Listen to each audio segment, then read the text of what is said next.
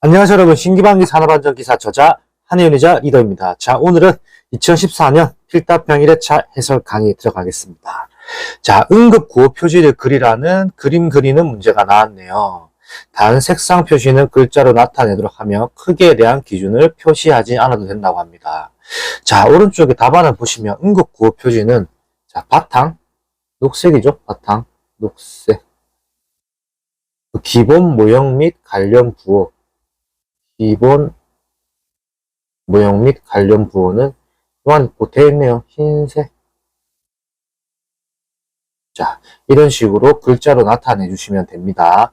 그리고 그림 그리는 문제는 안전보건 표지를 그림을 그리라는 문제는 나올 수 있는 문제가 정해져 있습니다. 그 문제는 신기방기 교재의 참고사항에 집필해 두었습니다. 해당 내용 꼭 참조 부탁드리겠습니다. 자, 넘어가겠습니다. 2번. 환경미화 업무 근로자를 종사시키는 경우 설치해야 할 위생시설 4가지를 작성하시오 라고 나왔습니다. 이 문제는 현직에서 근무하시고 일반적인 회사생활 하시는 분들은 이런 부분을 조금 더 알 수가 있어요. 그리고 유출할 수 있다라고 생각하는 문제입니다. 자, 1번 휴게시설이 되는 거고요. 2번은 세면 및 목욕시설, 그리고 세탁시설입니다. 세탁. 그리고 4번은 탈의시설. 그리고 5번은 수면시설입니다. 자, 이렇게 해서 약간은 현직에 근무하시는 분들, 그냥 굳이 안전관리자 아니더라도 본인이 직장생활 하시는 분들은 조금 생각해서 유추해낼 수 있고, 직장생활 할 때 보면은 환경미화 업무 하시는 분들, 휴게실이라든지 탈의실, 수면실 다 보이셨던 시설이었을 거예요. 그런 시설에 대해서 조금 더 생각을 하면서 답안을 작성을 하시든 아니면 공부하실 때 좀 참조하시면 될 듯한 내용입니다. 넘어가겠습니다. 한번 파블로프의 학습의 원리 4가지를 작성하라고 나왔습니다. 자, 일관성의 원리, 시간의 원리, 그리고 3번은 강도의 원리입니다. 강도의 원리. 그리고 4번은 계속성의 원리입니다. 근데 거꾸로 3번을 계속성의 원리라고 외우는 경우도 있어요. 계속성의 원리. 뭘 써도 상관은 없죠. 순서가 바뀌는 거니까. 자, 강도의 원리. 자, 제가 이걸 왜 적어 드렸냐면, 저는 암기법을 일시강계라고 외우라고 했지만은, 여러분들이 요즘에 많이 미는 암기법이 있더라고요. 일시계강. 뭐보다 일시적으로 개강한다. 어떻게 보면 코로나 시절을 생각하시면 되겠네요. 코로나 때 단축 수업도 했고 학교도 스톱하고 여러 가지가 있었죠. 일시적으로 중단했다가 또 개강했다가 난리였죠. 그렇기 때문에 코로나를 생각하면 될 것 같아요. 일시적으로 개강한다라고 생각하시면 될 것 같아요. 저는 여러분들이 솔루션 암기법 중에서 괜찮은 거는 제가 영상 촬영할 때 그 해당 내용을 녹여드립니다. 자, 다음 문제 넘어가겠습니다. 4번. 무죄로 인정되는 경우 4가지를 작성하라고 했는데 해당 문제 역시나 나오지 않습니다. 그냥 머릿속에서 지우시고 패스하시면 될 것 같아요. 제가 답안도 안 적어드리겠습니다. 자, 넘어가겠습니다. 자, 5번.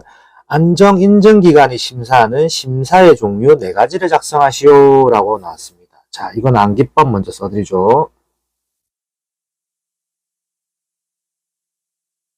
예서기재입니다. 예서기재. 예서가 기저귀를 찾다라고 생각하시면 될 것 같아요. 자, 예비심사, 서면심사입니다. 기술능력 및 생산체계심사. 그리고 마지막 제품심사입니다. 그래서 예서기재라고 외우시면 될 것 같아요. 예비심사, 서면심사, 기술능력 및 생산체계심사, 그리고 제품심사. 그 암기법은 제가 말씀드린 암기법도 있겠지만 여러분들이 외우기 쉽게 바꿔도 될 것 같아요. 굳이 이 암기법대로 밀고 나가시지 않으셔도 된다는 걸 한 번 더 강조드리겠습니다. 자, 넘어가겠습니다. 6번. 보일링 현상 방지 대책 3가지로 적으시오라고 나왔습니다. 자, 그리고 이와 반대로 보일링과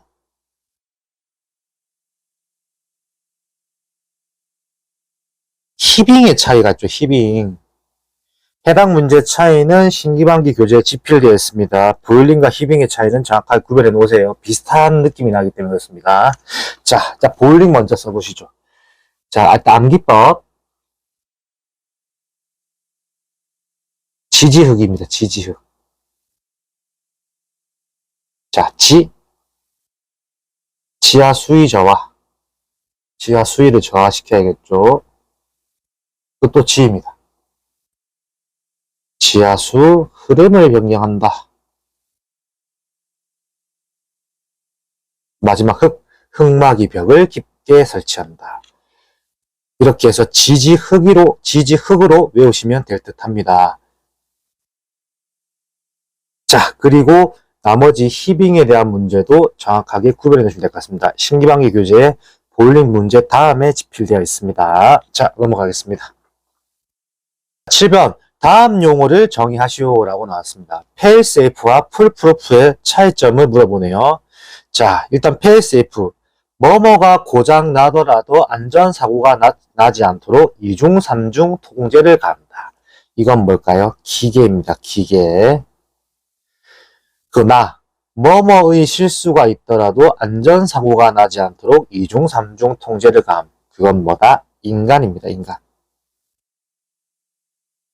페일세이프는 기계라고 생각하면 될 것 같고 풀프루프는 인간이라고 생각하시면 아주 쉽게 풀 수 있는 문제입니다. 넘어가겠습니다. 8번. 타워 크레인의 설치, 조립, 해체하는 작업의 작업 계획서 내용을 작성하시오 라고 나왔습니다.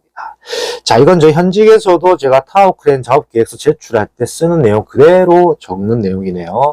자, 1번 먼저 타워 크레인의 종류 및 형식입니다.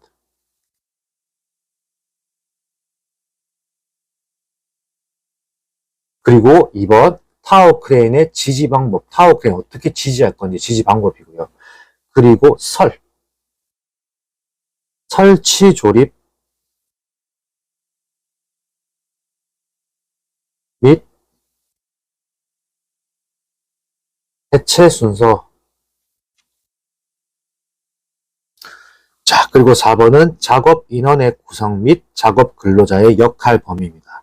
그렇기 때문에 암기법은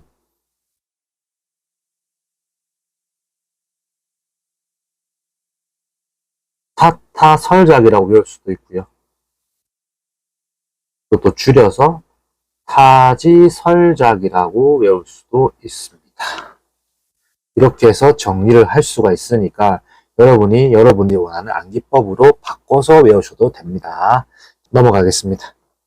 9번. 산업안전보건법령상 사업주의 의무와 근로자의 의무를 두 가지 작성하라고 나왔네요. 자, 최근에 나왔던 문제하고도 비슷한 문제네요. 자, 읽어보시죠. 이 법과 이 법에 따른 명령으로 정하는 산업재해 예방을 위한 기준을 지킬 것. 2번. 근로자의 땡땡과 정신적 스트레스 등을 줄일 수 있는 쾌적한 작업 환경을 조성하고 근로조건을 개선할 것. 자, 근로자의 신체적 필요입니다.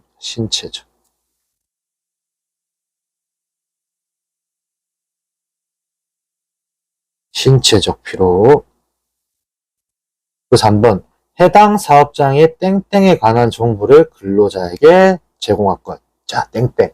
해당 사업장의 안전보건에 관한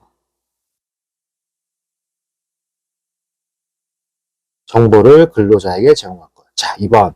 근로자의 의무는 근로자는 이 법과 이 법에 따른 명령으로 정하는 기준 등 뭐뭐에 필요한 사항을 지킬 것. 그건 뭐다? 산업재해 예방입니다.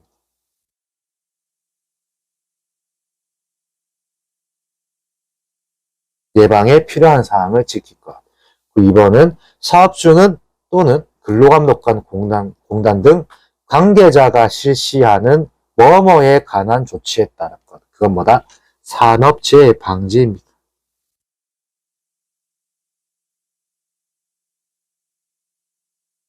그리고 여기서 중요한 건 여러분들이 이제 현직의 안전관리자로 간다면 근로감독관하고 이제 많은 대화를 하실 겁니다. 근로감독관하고 공단.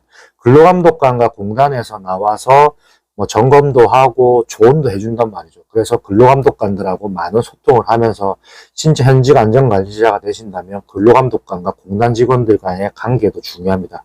그 관계자분들하고도 많은 소통도 하고 많은 업무에 대한 교류가 있습니다. 이 부분은 현직 넘어가시면 중요한 내용일 것 같습니다. 자, 넘어가겠습니다.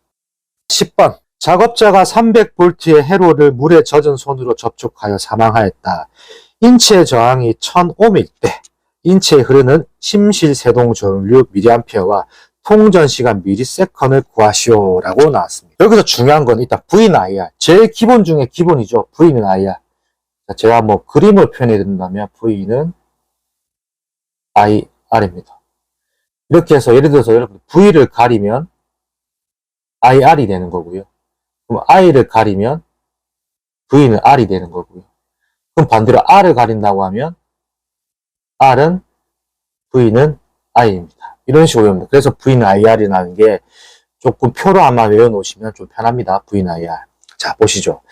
자, V는 IR의 V는 전압이고 I는 전류입니다. 그 R은 저항값이고요. 자, 여기서 심실세동 전류는 루트 T분의 165라는 공식이 존재합니다.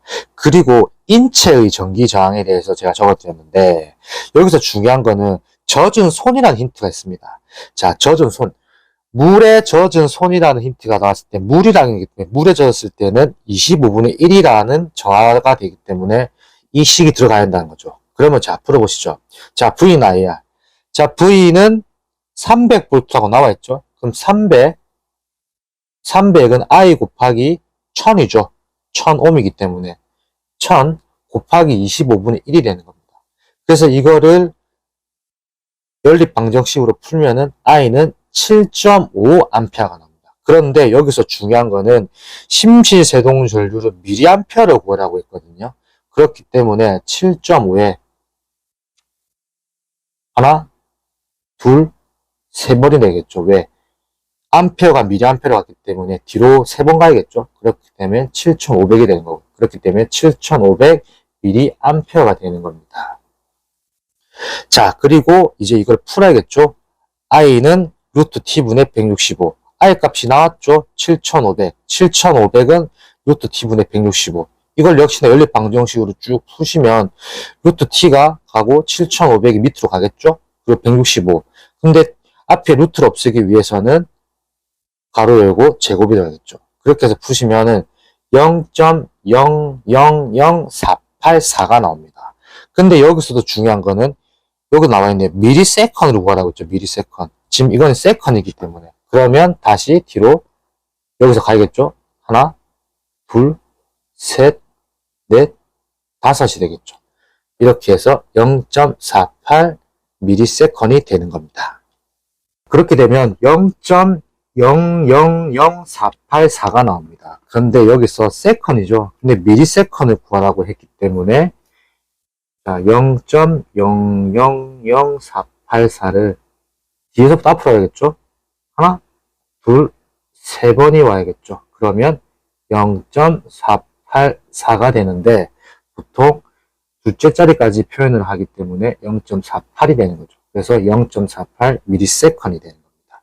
자, 이런 식으로 정리해서 푸시면 될 듯 합니다.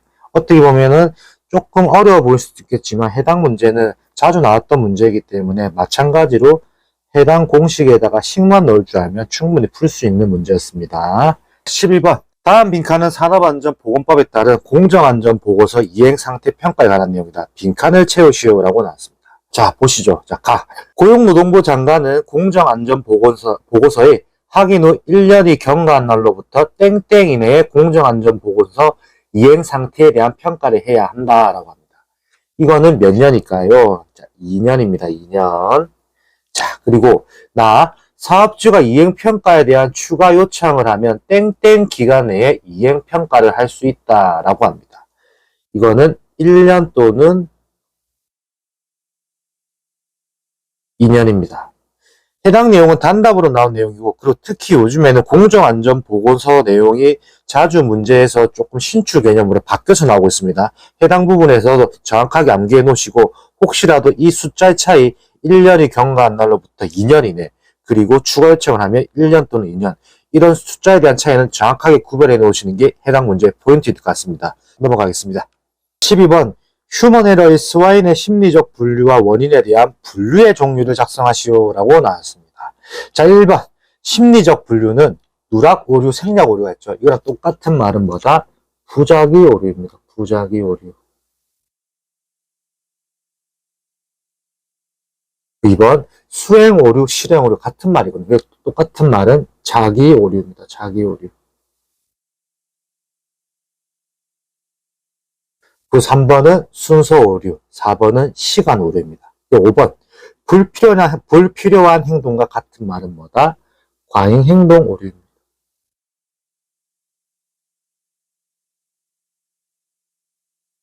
그 2번 원인의 레벨적 분류로 들어갔을 때 조금 센스 있으신 분도 알 거예요. 자, 2차 오류라고 되어 있죠? 그 위에는 1차 오류가 되겠네요. 그 2번은 2차 오류, 그 3번은 지시 오류가 됩니다. 지시 오류. 해당 문제는 똑같은 말이 많아요. 부작위 오류는 누락 오류, 생략 오류 똑같은 말이고요. 자기 오류 역시나 수행 오류, 실행 오류 똑같은 말이고, 그리고 과잉 행동 오류 역시나 불필요한 행동도 똑같은 말입니다. 그리고 뭐 에러라고 표현한 경우도 있는데 그것도 같은 말이라고 표현되니까 참조하시면 될 듯합니다. 넘어가겠습니다. 13번 고장 확률 기법 중 직렬이나 병렬 구조로 단순화될 수 없는 복잡한 시스템의 신뢰도나 고장 확률을 평가할 때 사용하는 평가 기법 3가지를 작성하시오 라고 나왔습니다. 자, 이거는 바로 답을 적어 보시죠. 사상, 공감법, 그리고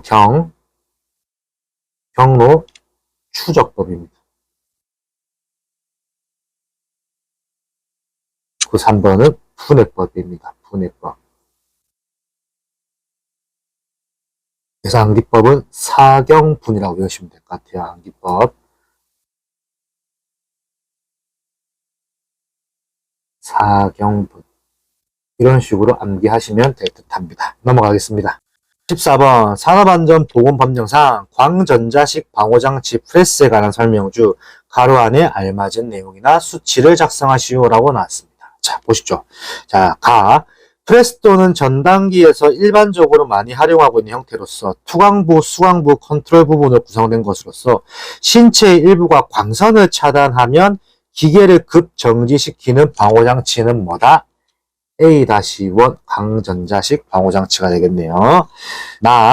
정상 동작 표시 램프는 뭐다? 녹색이겠죠? 녹색. 위험 표시 램프는 적색 혹은 붉은색이라고 표현하죠. 쉽게 근로자가 볼 수 있는 곳에 설치를 한다. 자, 방호장치는 릴레이, 리미트 스위치 등의 전기 부품의 고장, 전원, 전압의 변동 및 정전에 의해 슬라이드가 불시에 동작하지 않아야 하며 사용 전원, 전압의 플러스 마이너스 몇 %의 변동에 대하여 정상적으로 작동되어야 한다. 자, 플러스 마이너스 20%입니다. 20%. 해당 내용은 지금 광전자식 방호장치에 대한 내용인데 마찬가지입니다. 24년 1회차 때 아주 새로운 형태의 문제가 나왔습니다. 해당 문제가 어떻게 나왔는지 영상을 찾아보시면 여러분들이 새로운 형태의 문제를 알게 되시게 됩니다. 24년 1회차부터 이 문제 역시나 똑같은 형식이 아닌 문제가 조금씩 바뀌었습니다. 그 문제의 차이를 꼭 구별해 놓으시기 바랍니다. 자, 오늘 이래서 2014년 필답형 1회차 해설 강의가 마무리되었습니다. 뭔가 문제가 가면 갈수록 조금 더 쉽게 보일 수도 있을 거예요. 왜냐하면 여러분들이 지금까지 영상을 쭉 따라왔기 때문에 그렇습니다. 자, 저는 신기방기 산업안전기사 저자 한현희자 리더였습니다. 감사합니다. 안녕하세요 여러분, 신기방기 산업안전기사 저자 한현희자 리더입니다. 오늘은 2014년 필답형 2회차 해설 강의 들어가겠습니다. 1번 문제, 산업재해 예방 4원칙을 작성하시오 라고 나왔습니다. 자, 산업재해 예방 4원칙은 예방 가능의 원칙, 손실 우연의 원칙, 원인 연계의 원칙, 대책 선정의 원칙이 있습니다. 자, 근데 중요한 거는 4원칙의 내용에 대해서도 알고 계셔야 하거든요. 거거든요. 자, 같이 풀어보시죠. 자, 예방 가능의 원칙. 힌트가 있네요. 모든 재해는 뭐다? 예방이 가능하다라고 작성하시면 됩니다. 예방이 가능하다. 자, 2번 손실 우연의 원칙. 사고의 결과 손실은 우연히 발생한다. 그리고 3번 원인 연계의 원칙. 자, 사고에는 원인이 있고 그 원인은 뭐가 있다? 연계되어 있다. 그 대책 선정의 원칙입니다. 사고의 원인에 대한 뭐가 가능하다? 똑같습니다. 대책 선정이 가능하다. 이렇게 해서 예손원대라고 외우시면 될 것 같습니다. 뭐 다른 방법도 있어요. 뭐 예대를 소원한다는 말도 있고 뭐 예원이가 뭐 손을 댔다라는 암기법도 있고 이건 암기법이 워낙 많습니다. 그렇기 때문에 암기법은 여러분들이 원하시는 대로 풀어서 외우시면 될 듯하고 중요한 거는 암기법도 중요하겠지만 해당 내용에 대해서 예방 가능의 원칙에서 모든 재해는 예방이 가다. 해당 원칙에 대한 내용이 중요합니다. 내용을 꼭 암기해 놓으시는 게 중요한 포인트 같습니다. 자, 넘어가겠습니다. 2번 안전보건 총괄 책임자 지정 대상 사업으로 상시 근로자가 50명 이상인 사업을 2가지를 작성하시오라고 나왔지만 일단 저희는 3가지를 작성할 겁니다.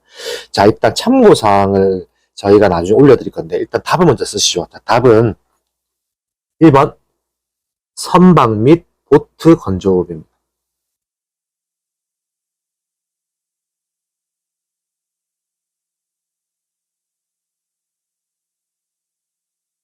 그리고 2번은 1차 금속 제조업입니다.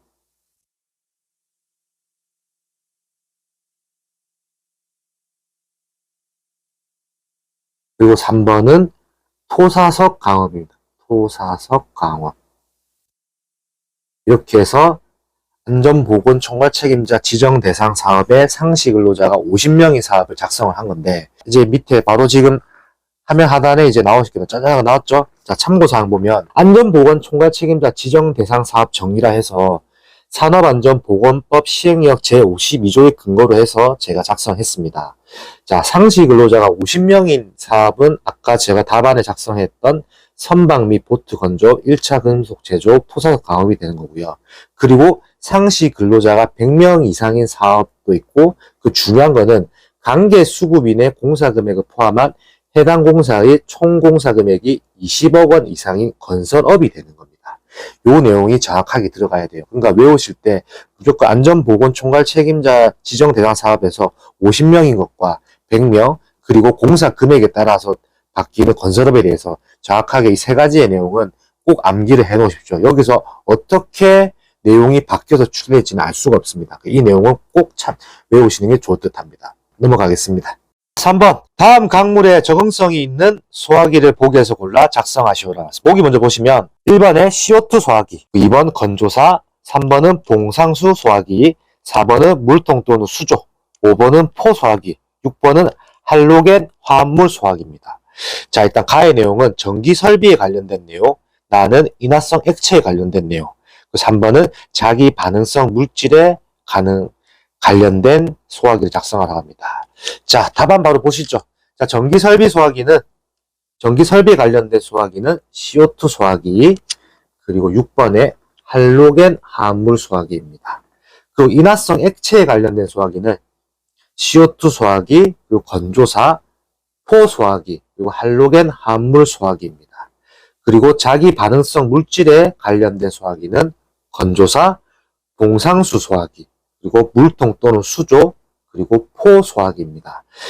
해당 문제는 요즘에 자주 나오지는 않습니다. 다만 24년도에 지금 최근에 공장에서 사고가 많이 제조업 공장에서 뭐 소화기에 관련된 좀 문제가 많이 대두되고 갔죠. 왜냐하면 지금 알다시피 자동차 배터리 화재가 많이 나다 보니까 소화기에 관련된 뭔가 국민적 이슈가 있습니다. 그렇기 때문에 이런 문제도 자주 나오진 않았지만은 올해 충분히 3회차, 24년도 3회차쯤에는 꼭 나오지 않을까라는 예상은 하고 있습니다. 그래서 소화기에 관련된 문제는 잘 정리해 놓으시면 될 듯 합니다. 넘어가도록 하겠습니다. 4번 보일러의 폭발 사고 방지를 위하여 기능이 정상적으로 작동될 수 있도록 유지 관리하여야 하는 장치를 3가지를 작성하시오라고 나왔습니다. 자, 이거는 암기법도 많고 여러분들 많이 보셨을 거예요. 일단 먼저 암기법을 제가 적어 드리겠습니다. 암기법 앞과입니다. 앞과 1번 압력 방출 장치, 2번 압력 제한 스위치, 그 3번은 고저 수위 조절 장치입니다. 그 마지막은 하형 검출기가 되고요. 그래서 암기법은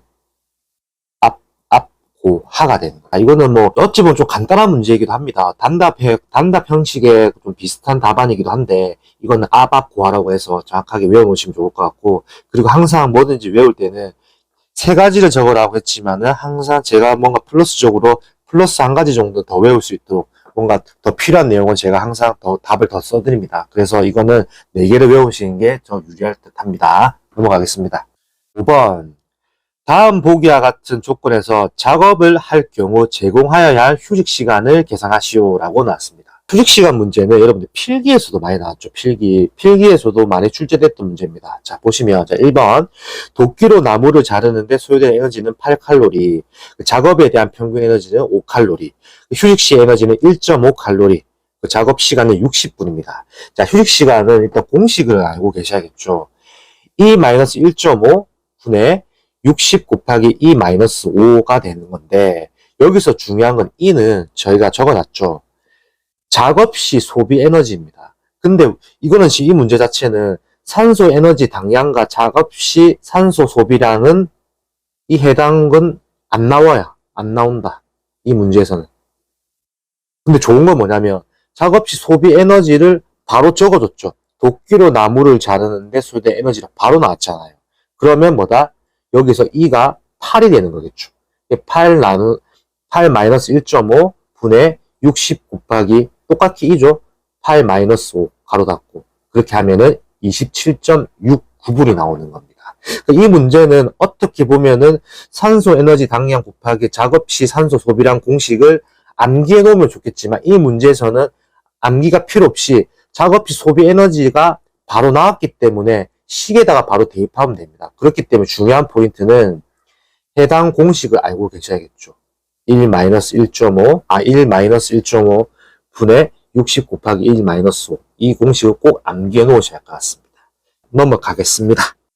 6번 비상구의 설치 기준 2가지를 작성하시오 라고 나왔습니다. 자, 1번 출입구와 같은 방향이 있지 아니하고 출입구로부터 몇 미터 이상 떨어져야 한다. 3미터 이상입니다. 2번 비상구의 너비는 땡땡 이상으로 하고 높이도 땡땡 이상으로 할 것. 이건 뭐다? 너비는 0.75입니다. 0.75m 이상으로 하고 높이는 1.5m 이상으로 할 것. 그리고 3번 작업장의 각 부분으로부터 하나의 비상구 또는 출입구까지의 수평 거리가 50m 이하가 되도록 할 것. 4번은 비상구의 문은 항상 피난 방향으로 열리도록 하고 실내에서 항상 열 수 있는 구조로 할 것. 이건 당연한 내용이겠죠. 여러분들이 이 내용은 알기가 쉬운 게 비상구의 방향 항상 피난 방향, 나가는 사람이 그대로 밀면서 나갈 수 있는 방향에 대합니다.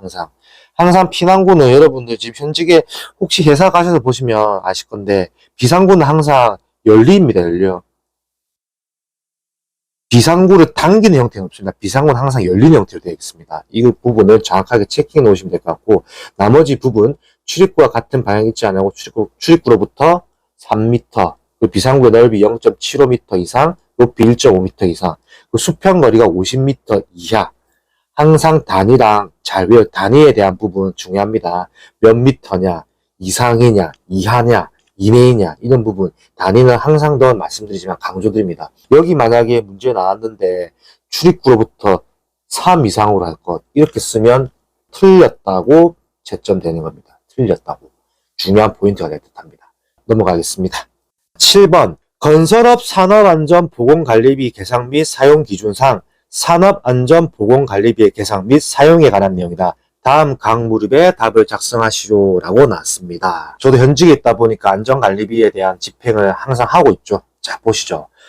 발주자가 재료를 제공하거나 일부 품목이 완제품의 형태로 제작, 납품되는 경우에는 해당 재료비 또는 완제품 가액을 대상액에 포함하여 산출한 안전보건관리비와 해당 재료비 또는 완제품 가액을 대상액에서 제외하고 산출한 안전보건관리비에 땡땡 배에 해당하는 값을 비교하여 그중 작은 값 이상의 금액을 계산한다 라고 되어 있습니다. 이건 몇 배냐? 1.2배입니다. 1.2배. 그러나 대상액이 구분되어 있지 않은 공사는 도급계약 또는 자체 사업계획상 책정된 총 공사 금액의 몇 퍼센트를 대상으로 하여 산업안전보건관리비를 계산한다 라고 되어 있습니다. 이건 몇 프로다? 70%입니다. 다 도급이는 안전보건관리비 사용 내역에 대하여 공사 시작 후 몇 개월마다 1회 이상 발주자 또는 감리자의 확인을 받아야 한다. 다만 몇 개월 이내의 공사가 종료되는 경우에는 종료 시 확인받아야 한다라고 나와 있습니다. 이건 뭐다? 6개월입니다. 자, 법령 근거는 6개월이 맞는데 제가 현직 규제 다를 설명해 드린다면 저는 현직에 있으면서 감리자한테 매달 확인받고 저 현직에서 매달 받고 있어요. 근데 이게 뭐 매달 받는다고 잘못된 건 아닙니다. 법적 기준이 6개월마다라고 되어 있고 6개월 이내 공사는 종료시 하겠지만 이거는 현장에서 어떻게 하는가에 따라 현장에서 감리가 요청한다든지 아니 감리와의 소통을 통해서 어떻게 바뀌는지에 대해서는 그거는 현직에서 조금 바꿔서 할 수 있는 부분입니다. 그렇기 때문에 이 부분은 현직 가셔서도 알고 계시면 좋을 듯한 내용일 것 같습니다. 왜냐하면 현직 가면 안전관리비에 대한 집행은 안전관리자만 할 수 있습니다. 이건 중요한 포인트입니다. 넘어가겠습니다. 8번 양립성의 종류 3가지를 줬고 사례를 들어 작성하시오라고 나왔습니다. 자, 일단 양립성의 종류는 총 4가지가 있습니다. 자, 1번은 개념 양립성, 2번은 공간 양립성, 3번은 운동 양립성입니다. 그 마지막 4번은 양식 양립성입니다. 일단은 개념 양립성의 정의에 대해서 써보죠. 개념은 우리의 그냥 기본적인 알고 있는 상식적인 면을 생각하시면 돼요. 온수 손잡이는 무슨 색깔이죠? 우리가 정수기 생각하면 어떻게 됩니까? 온수는 빨간색이잖아요. 냉수 손잡이. 우리가 찬물 먹으려면 어떻게 합니까? 파란색 손잡이 아닙니까? 파란색. 그러니까 우리가 알고 있는 기본 개념, 기본 상식으로 접근하시면 돼요. 공간 양립성 보시죠. 오른쪽 버튼을 누르면 어떻게 되죠? 오른쪽에 버튼을 누르면 자 얘를 보시면 얘가 가스레인지 버튼 배치죠. 가스레인지 버튼 배치. 우리가 가스레인지 버튼 보면은 오른쪽 버튼을 누르면 어떻게 됩니까? 오른쪽 기계가 움직이죠. 운동 양립성 마찬가지입니다. 자동차 핸들 조작 방향으로 자동차 핸들 우리가 돌렸어요. 돌리면 어떻게 됩니까? 바퀴가 똑같이 가죠.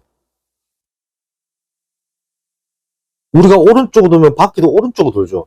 왼쪽으로 돌면 바퀴도 왼쪽으로 돌고. 그러니까 자동차 핸들 조작 방향으로 바퀴가 회전한다. 이게 운동 양립성이고. 그 마지막 양식 양립성. 기계가 특정 음성에 대해 정해진 반응을 하는 경우에 해당한다. 이건 뭐죠? 얘는 신방아 TV 켜줘라고 했지만 우리가 잘 알고 있죠. 지니야 TV 켜줘 하면은 지니가 TV 켜주지 않습니까? 그렇기 때문에 KT에서 이제 우리가 인터넷 시키면은 지니야 TV 켜면 TV 켜주잖아요. 마찬가지입니다. 그렇기 때문에 양심 양립성은 우리가 하는 특정 음성에 대해서 정해진 반응을 하는 거죠. 그 아까 막 예를 들었던 신방아 TV 켜줘, 지니야 TV 켜줘 하면은 바로 TV가 켜주죠. 그렇기 때문에 양립성의 종류는 총 4가지가 됩니다. 4가지. 4가지에서도 중요한 건 정의에 대해서 알고 계셔야 돼요. 정의. 4가지가 있고 정의에 대해서는 좀 정확하게 체킹해 놓으셔야 합니다. 넘어가겠습니다. 9번 출입금지 표지를 그리시오라는 그림을 그리는 문제가 나왔네요. 단 색상 표지는 글자로 나타내도록 하며 크기에 대한 기준을 표시하지 않아도 된다고 합니다. 자, 그림 그리는 문제는 자, 출입금지 표지 보시죠. 자, 바탕은 흰색이고요.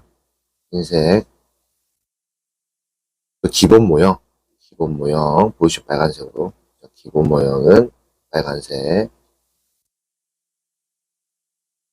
그 관련 부호 및 그림은 검은색입니다.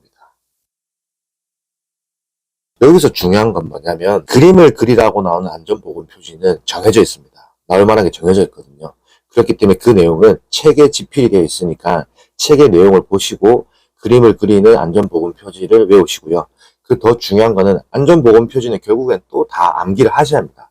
그 안전보건 표지 깜지노트 버전의 자료는 신기방기 산업안전기사 카페에서 다운로드 받으시면 됩니다.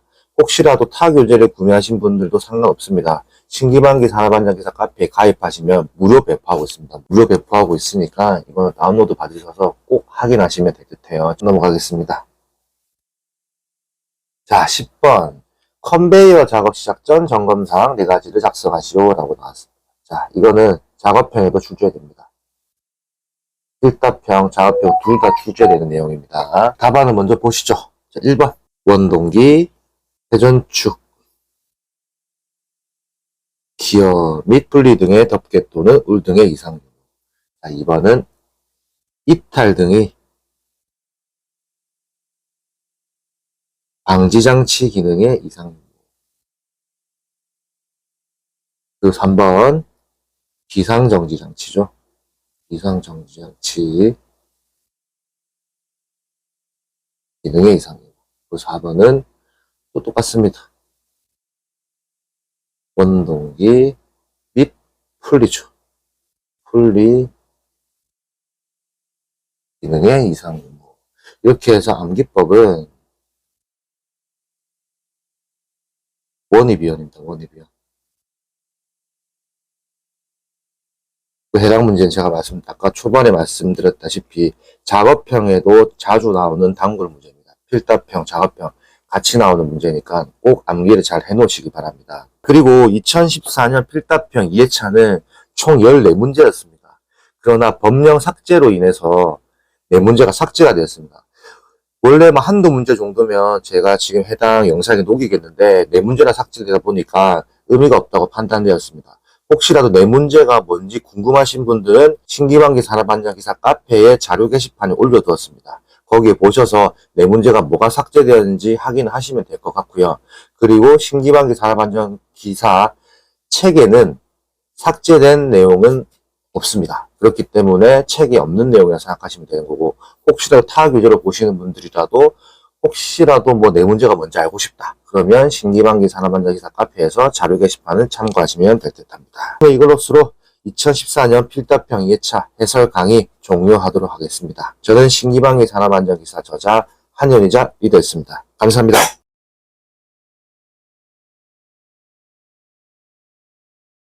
안녕하세요 여러분. 신기방기 산업안전기사 저자 한현희자 리더입니다. 자, 오늘은 2014년 필답평 3회차 해설 강의에 들어가겠습니다. 1번 문제. 아래의 표를 보고 폭발성 물질 및 유기가산화물, 불반응성 물질 및 인화성 고체를 2가지씩 작성하시오 라고 나왔습니다. 일단 보기에는 1번에 수소, 2번에 황, 3번에 리튬, 4번에 니트로 소합물, 5번에 염소산 칼륨, 6번은 하이드라진 유도체, 7번은 가망간산, 8번은 아세톤입니다. 일단 이 문제를 풀기 전에는 이제 나옵니다. 해당 표를 외우셔야 합니다.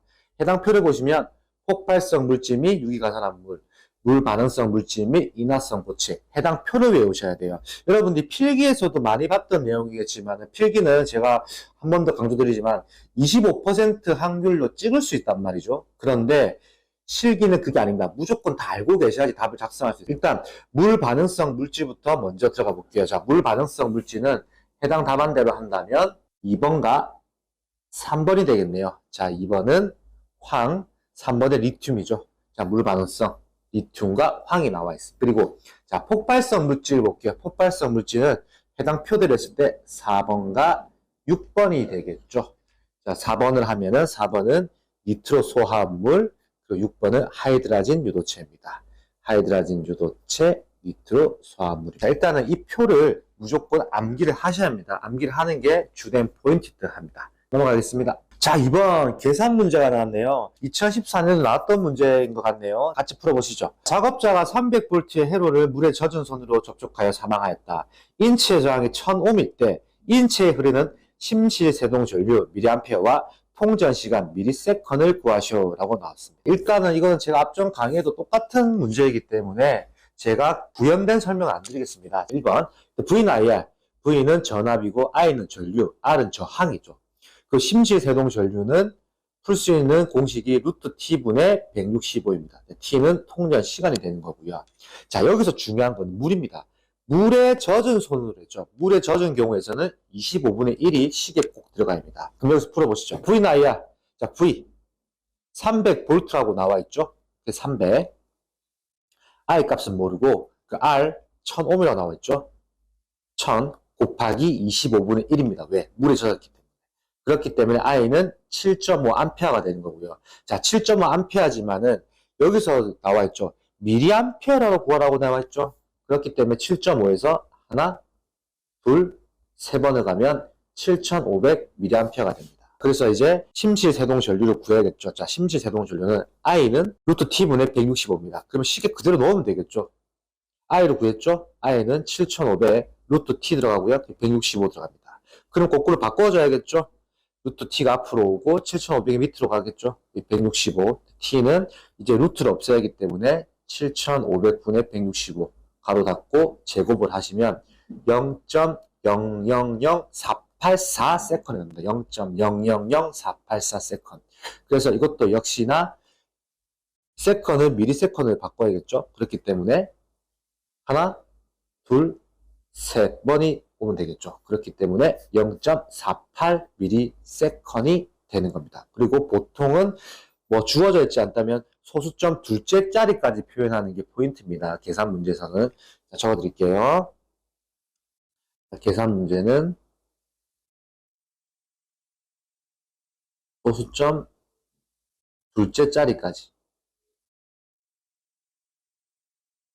자리까지 표현하셔야 하는데 별도의 코멘트가 없다는 가정입니다. 만약 코멘트가 있으면 거기에 맞춰서 해야 합니다. 넘어가겠습니다.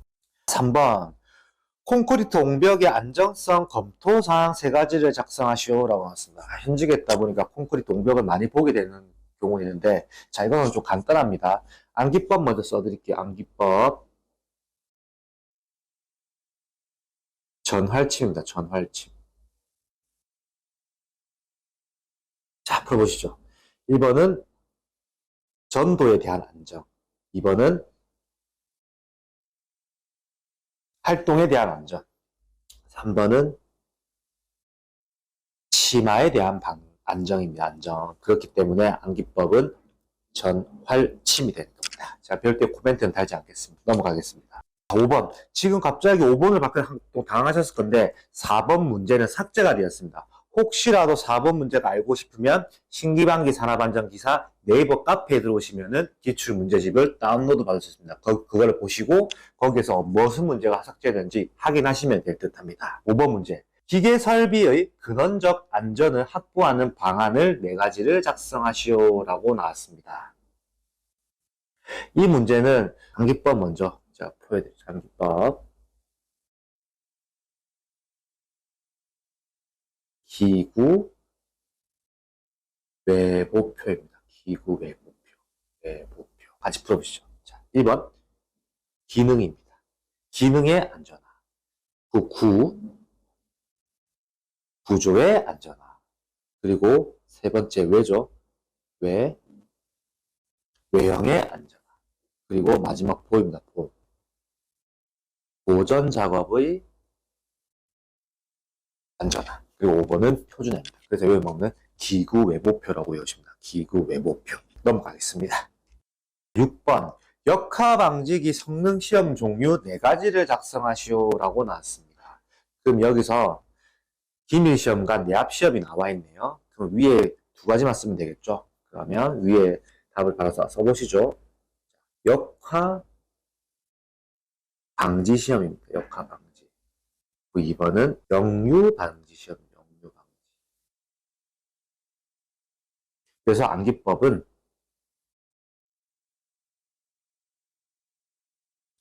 영역 기내입니다. 영역 기내. 이런 식으로 외우시면 될 듯합니다. 넘어가겠습니다. 7번. 안내 표지의 종류 6가지를 작성하시오라고 나왔습니다. 단 좌측 비상구, 우측 비상구는 제외한다라고 합니다. 자, 여기서 안내 표지의 종류도 역시나 안전보건 표지에 내고 나오죠. 자, 답안을 보시면은 녹십자 표지, 응급구호 표지, 들것, 세안장치, 비상용 기구, 비상구입니다. 여기서 중요한 포인트는 여기는 지금 표지라고 적혀있고 응급구호 표지도 표지라고 적습니다. 근데 들것은 들것이라고 써야 하고 세안장치나 세안장치, 비상용 기구도 비상용 기구, 비상구도 비상구라고 써야 돼요. 뭐 들것 표지 이렇게 썼으면 혹시라도 채점자가 좀 날카롭게 채점한다면 틀렸다고 할 수 있습니다. 그렇기 때문에 이 부분은 정확하게 적어주셔야 하고, 그리고 안전보건 표지는 안전보건 표지를 외울 수 있는 안전보건 표지 깜지 노트가 신기방기 산업안전기사 네이버 카페에 무료 배포하고 있습니다. 저희가 영상 후반에 한 번 더 띄워드릴게요. 그걸 보시고 꼭 암기하시고 안전보건표지 깜지노트 표정에서 외우시면 안전보건표지 3번만 딱 작성해보세요. 3번만 작성하면 여러분들 무조건 다 외울 수 있습니다. 넘어가겠습니다. 8번. 산업안전보건법에 따른 공정안전보고서에 포함해야 하는 사항 4가지를 작성하시오라고 나왔습니다. 자, 이거는 뭐 많이 풀어봤던 문제네. 많이 풀어봤던 문제. 자, 암기법. 공공안비입니다. 공공안비. 1번 공정안전자료.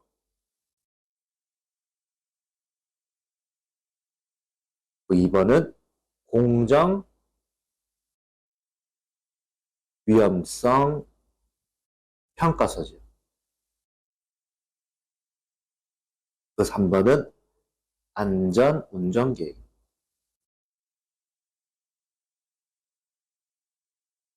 그리고 4번은 비상조치계획입니다.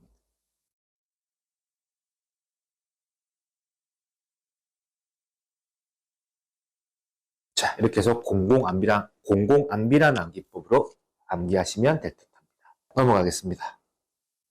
10번. 9번 문제도 역시나 신기망리 산업안전기사 카페에 보시면은 자세한 해설도 나와 있습니다. 자, 넘어가겠습니다. 자, 10번. 다음 용어를 설명하시오. 연천인율과 강도율을 설명하라고 나왔네요. 자, 여기서 연천인율은 1년을 기준으로 근로자 1000명 중 재해자 수의 비율이고요. 연천인율은 연평균 근로자 수 분의 연간 재해자 수 곱하기 10의 3승입니다. 그 강도율은 근로시간 합계 1000시간당 재해로 인한 근로손실일수의 비율입니다. 강도율은 총 근로시간 수 분의 총 근로손실일수 곱하기 10의 3승입니다. 자, 여기서 중요한 거는 연천인율은요. 연천인율은 지금 법안대로 하면은 나올 수가 없는 문제입니다. 연천인율 문제는 나올 수가 없어요.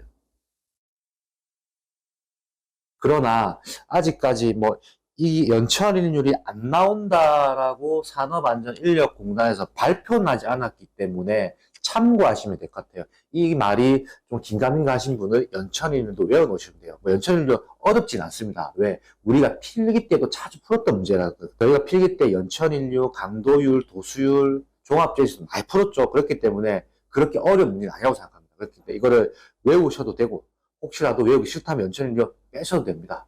저는 무슨 방법을 하든 상관없다고 생각합니다. 그렇지만 강도율은 중요합니다. 강도 외워놔야 돼요. 연천인율 제외하더라도 강도율은 꼭 암기해 놓으시기 바랍니다. 넘어가겠습니다. 11번. 인간기계 통합시스템의 정보처리 기능 4가지를 작성하시오라고 나왔습니다. 이것도 많이 제가 했죠. 감정정행이죠. 암기법.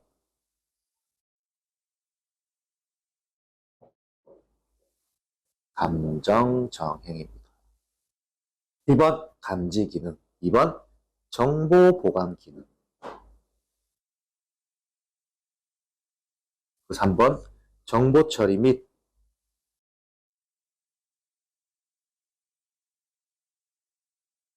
의사결정 기능이죠. 그 마지막 4번째 행동 기능입니다. 행동 기능. 그래서 암기법은 감정정행입니다. 넘어가겠습니다. 12번. 산업안전보건법에 따라 굴착면의 높이가 2m 이상이 되는 집안의 굴착 작업을 하는 경우 작성하여야 하는 작업계획서의 포함사항 4가지를 작성하시오라고 나왔습니다. 자, 굴착 작업. 이걸 암기법 먼저 써보시죠. 암기법. 굴필매장입니다. 굴필매장. 2번 굴착 방법 및 순서, 토사 반출 방법. 그 필이죠, 필. 필요한 인원 및 장비 사용 계획입니다.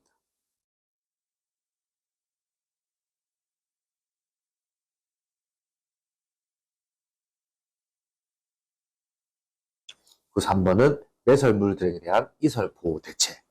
그 마지막 4, 작이죠. 작은 작업 지휘자의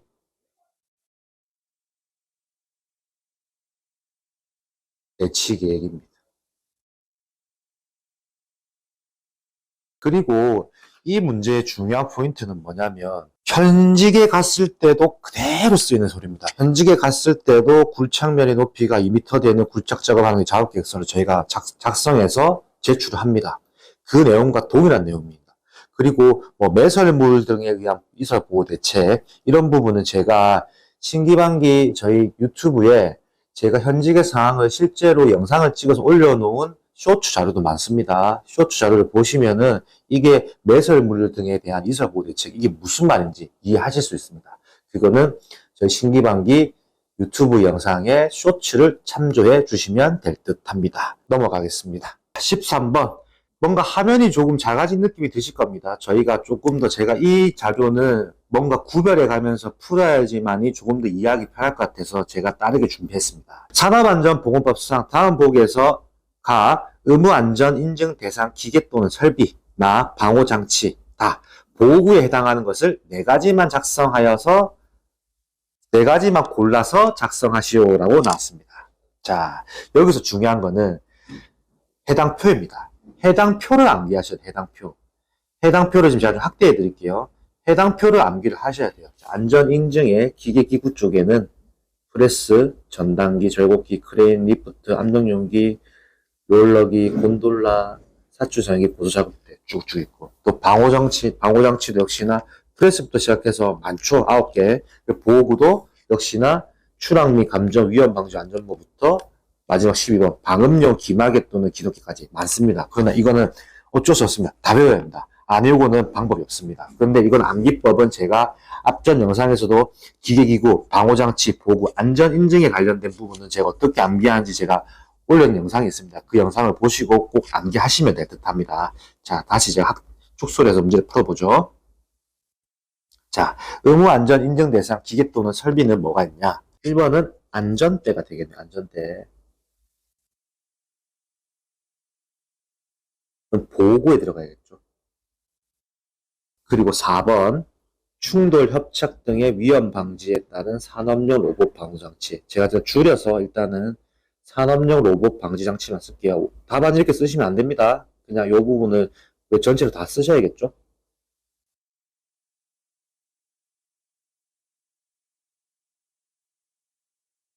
이건 역시나 방호장치에 들어가야겠네요. 방호장치. 그리고 5번 압력용기가 들어가겠네요. 5번 압력용기.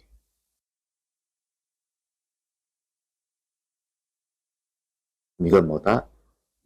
기계 설비 쪽, 기계 기구나 설비 쪽으로 들어가겠네요. 그리고 6번 양중기용 가부화 방지 장치.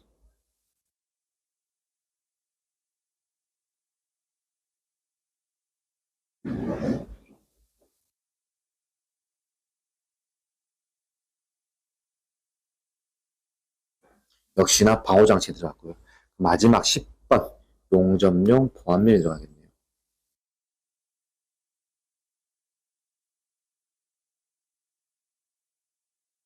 역시나 보호구에 들어가겠네요. 이렇게 보시면 여러분들 지금 제가 화면이 좀 작아서 안 보일 수 있겠지만 제가 다시 답안을 확대해 드릴게요. 자, 이렇게 확대를 하면 여러분들이 보이는 포인트가 틀릴 겁니다. 이렇게 해서 푸시는 방법이 있지만 일단 중요한 거는 제가 다시 보여드리면은 해당 표죠. 해당 표는 꼭 암기를 하셔서 해당 13번 문제의 차이를 정확하게 구별해 주시는 게 중요할 듯 합니다. 넘어가겠습니다. 14번 휴먼 에러의 원인 포엠, 제 원인 포엠, 안전대책 3를 나타내었다. 알맞은 내용을 작성하시오라고 나왔습니다. 자, 답 하나 바로 보시면 자, 안전관리 포엠은 man, 머신입니다. 그리고 material, method입니다. 제1은 man, 머신, 미디어, 매니저먼트입니다. 여기서 중요한 거는 안전관리 포엠하고 제가 좀 색깔을 좀 바꿔볼게요. 안전관리 포엠과 제1인 포엠에 공통되는 거는 man과 머신은 공통됩니다. 그러나 여기서 material, method, 미디어, 매니저먼트에서 바뀌는 거죠. 그럼 여기서 조금 더 구별하기 쉬운 방법은 재해 원인이거든요. 재해가 발생을 한다 했을 때 뭐죠? 우리가 뭔가 재해가 발생을 하면 미디어, 뉴스를 생각하잖아요. 뉴스. 매니저먼트. 뭔가 혹시라도 뭐 어디서 큰 뭐 화재 사고가 났다. 큰 재해가 되는 거겠죠. 매니저먼트. 경영진상, 경영진. 큰 화재가 나고 뭔가 뉴스에 보도될 정도로 큰 사고가 났다면은 뉴스에 보도가 되면서 경영진들이 머리가 아프다. 재해원이. 이렇게 보시면 될 것 같아요. 뭔가 뉴스에 나오고 경영진들이 머리 아프다. 그래서 미디어, 매니저먼트 외우시면 될 것 같아요. 그래서 안전관리 포엠과 재해원의 포엠을 조금 더 구별하기 쉬운 방법이고요. 그 안전대책 3는 Education, Information, Engineering 이렇게 해서 세 가지를 외워놓으시면 될 것 같습니다. 그래서 안전관리 포엠이 시험에 나올 수도 있고요. 제1이 포엠도 시험에 나올 수 있기 때문에 두 가지 같이 표현해 드리는 겁니다. 그 해당 문제는 제가 많은 질문 받습니다. 뭐 어떤 교재는 안전관리 포엠이라 되어 있고 어떤 교재는 제1인 포엠이라 되어 있어라는 이런 말을 많이 듣는데 두 가지를 저는 다 외워놔라고 교재에 집필해 놨습니다. 그래서 해당 부분 두 가지 다 외워놓으시면 어떤 문제가 시험에 나오더라도 여러분들은 다 맞출 수 있는 겁니다. 이것으로 2014년 필답병 3회차 해설 강의가 마쳤습니다. 자, 그리고 저희가 지금 10년치 영상을 다 촬영했습니다. 그리고 2024년부터 해서 거꾸로 촬영을 했는데 일단은 필답형 몰아보기 영상이 올라갈 예정입니다. 그 영상을 보시면서 필답에 몰랐던 부분을 전체적으로 정리하시는 계기가 되셨으면 좋겠습니다. 항상 여러분들을 위해서 노력하고 항상 여러분들을 위해서 달려나가는 신기방기 산업안전기사 저자 한일자 리더였습니다. 감사합니다.